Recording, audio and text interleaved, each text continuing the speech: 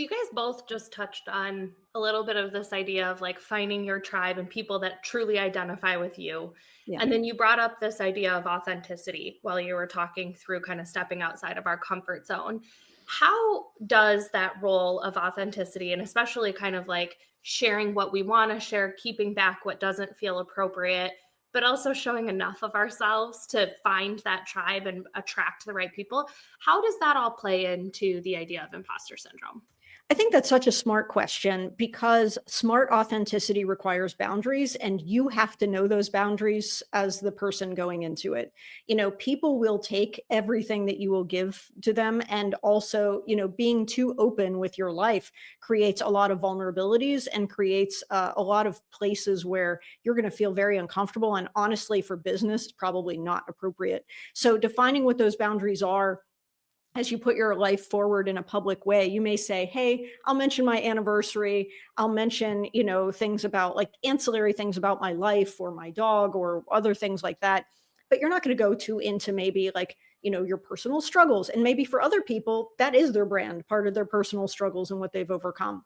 But maybe for you, that's kind of not an area you want to go into. So I think knowing exactly what your own personal boundaries are and what you're willing to share and not share, it creates a kind of a predictable persona. And that persona is real. It's authentic. It's exactly who you are, but it's probably about 25-30% of who you are. And the rest of it gets to stay behind the curtain. And I think that's really beneficial because then it's a couple of things. One is it serves as a buffer. So if someone says, hey, Dr. Gurner, you're all about push and you're not a generous person, like you can kind of let that slide because they don't see the charity work you might do, the causes that you give to, the things that you do in your personal life that you don't share, kind of in a public facing way. It allows you to kind of have that buffer. It also allows you to have a private life that stays private and remains, you get to keep that kind of intimacy and privacy with people who are closest to you. And not everything is shared with everyone. So you get to kind of have this separate life that is incredibly valuable to you. Not everything is online. Not everything is open to critique. Not everything is public. But the things that you do share are absolutely real. They are your beliefs. And so people can really connect with that.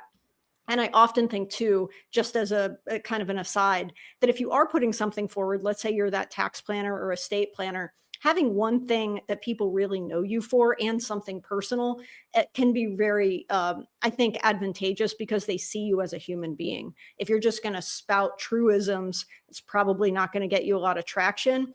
But if they do know that maybe you're the biggest Mets fan that ever lived, and you also love tax planning, you may exclude some Yankees fans out there or some other people who may feel differently. But for the most part, people get to see you as a real human. You're not a bot. And I think that becomes more and more important as in the age of AI, where things are easy to kind of loop people into content or people that aren't really real.